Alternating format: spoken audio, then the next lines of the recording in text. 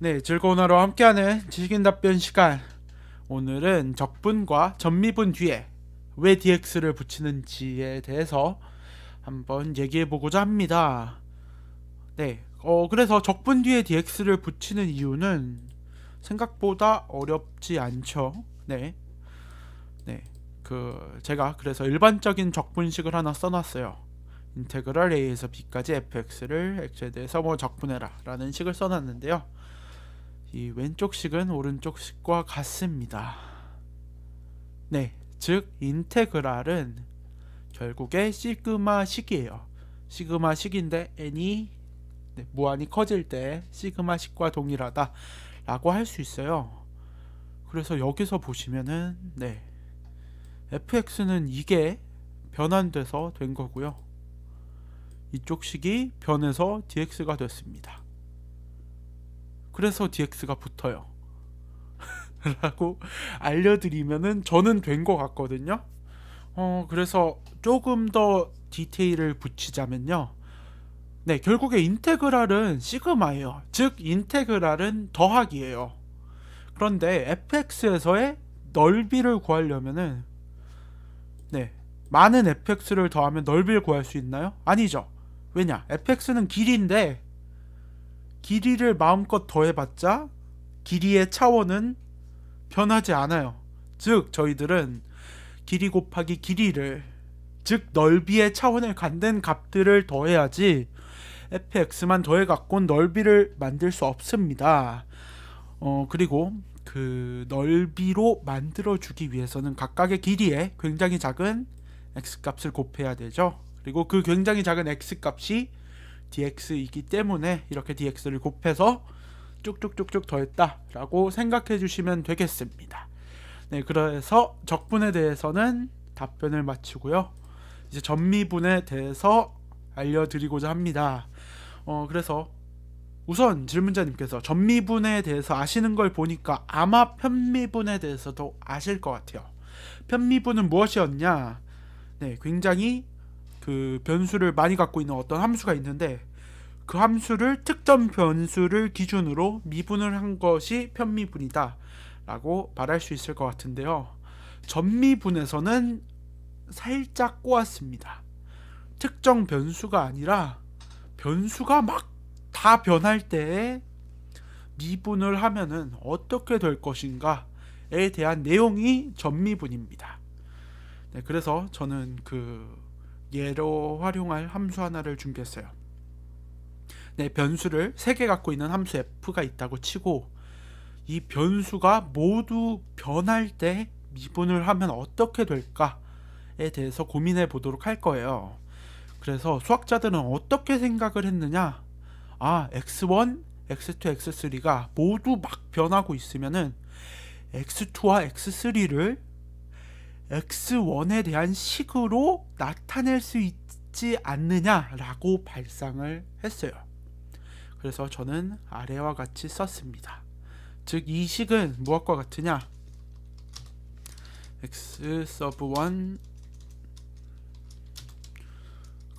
x sub 2, x sub 1. 네, 다음과 같은 식과 똑같은 식으로 변하지 않겠냐? 라고 수학자분들이 생각을 했어요. 네, 그래서 이렇게 됐고요. 이거는 그냥 단순한 예일 뿐입니다. 이 예를 왜 들었는지는 여기서 보시면 알 수 있어요. 네, 그래서 모든 변수 x1, x2, x3를 기준으로 변하고 그 각각의 변수들을 지금 x1에 대한 식으로 나타냈으니까 이거를 x1을 기준으로 미분을 하면 이 세 변수가 모두 변할 때 이 함수를 미분했다라고 할 수 있겠죠. 네, 그래서 이 식은 무엇과 같으냐? 오른쪽 식과 같고요. 이 오른쪽 식은 이 식과 같습니다. 갑자기 이게 왜 튀어나왔느냐? 라고 한다면요. 네, 그냥 이 식을 새 함수 gx sub 1 곱하기 hx sub 2 곱하기 ix sub 3로 그냥 나타낸 거예요. 네, 그래서 이걸 예로 든 이유는 gx 서브 1은 x1이 되겠고요. hx2는 x2가 되겠고요. ix3는 x3가 된다 라고 이해하시라고 이렇게 써 놓은 겁니다. 참고로 만약에 질문자님께서 아니 이게 좀 말이 안 되는 게 사인 x 서브 1, x 서브 2 같은 것도 있는데 이런 식으로 하는 건 너무 무책임한 게 아니냐 라고 하실 수도 있을 것 같은데, 그 사인 같은 경우에 저희들은 아마 테일러 급수를 배웠을 것이고요.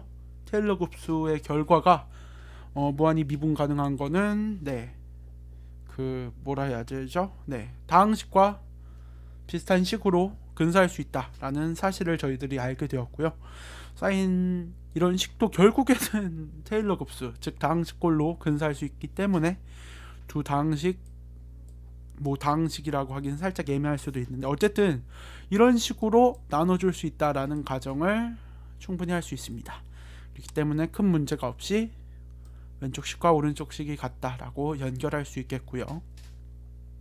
그래서 이걸 이제 미분하려고 하는데 이걸 미분하는 방법은 저희가 고등학교 때 배웠죠. 세식의 곱이죠. 이거를 미분을 한다면은 첫 번째 식을 x1을 기준으로 미분한 식 곱하기 뒤에 거, 그리고 두 번째 식을 x1 기준으로 미분한 거 곱하기 남은 거, 그 다음에는 세 번째 식을 x1을 기준으로 미분하고 남은 거 곱한 거를 이렇게 더해 주시면 됩니다. 그래서 여기까지 왔고요. 이제 다음은 다음과 같이 되는데 이 식을 자세히 보니까 gx1을 x1을 기준으로 미분을 하고 이 두 식을 곱했는데 이걸 자세히 보시면 f를 x1 기준으로 편미분한 거랑 똑같아요. 즉 x2와 x3가 멈춰 있다고 생각을 하고 그 f를 미분한 것과 똑같다라고 할 수 있습니다. 그래서 이렇게 이 식이 이렇게 변했고요. 이 두 번째 식 같은 경우에는 지금 x2는 x1을 기준으로 한 변수다라고 했죠. 그렇기 때문에 저는 치환 미분을 했습니다. 그래서 이 식이 다음과 같은 식으로 변했어요. 치환 미분을 했기 때문에.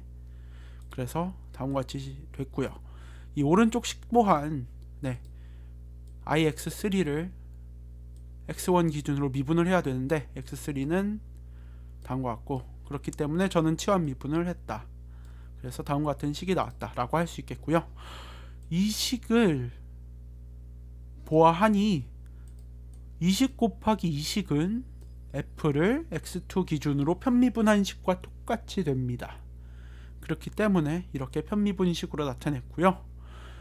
이 식 곱하기 이 식은 아니죠. 이 식은 f를 x3 기준으로 편미분한 식과 똑같이 됩니다. 그렇기 때문에 다음과 같이 나타냈어요. 그래서 df를 전미분하면 다음과 같은 식이 나옵니다. 근데 이 식을 수학자분들이 보기 불편하다 라고 해서 그냥 양쪽에 dx1을 곱해줬어요. 별거 없습니다.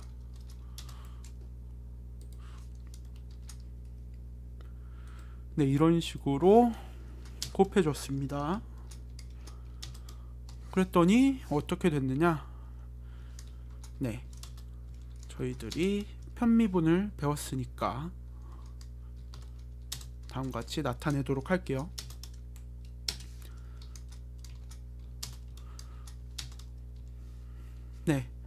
여기에 x1을 곱하면은 x1끼리 약분돼서 dx2가 남겠죠? 더하기 fx 서브 3 dx 서브 3 이렇게 되겠죠? 이거가 df. 그래서 이렇게 돼서 전미분을 하시게 되면 이렇게 dx가 붙는다 라고 이해해 주시면 될 것 같습니다. 이로써 적분과 전미분 뒤에 dx가 왜 붙는지에 대한 설명을 마치도록 할 거고요. 더 궁금하신 점 있으면은 의견 달아주시면 그거에 대한 답변도 드리고자 합니다. 그럼 지금까지 즐거운 하루였고요. 좋은 하루 되세요. 감사합니다.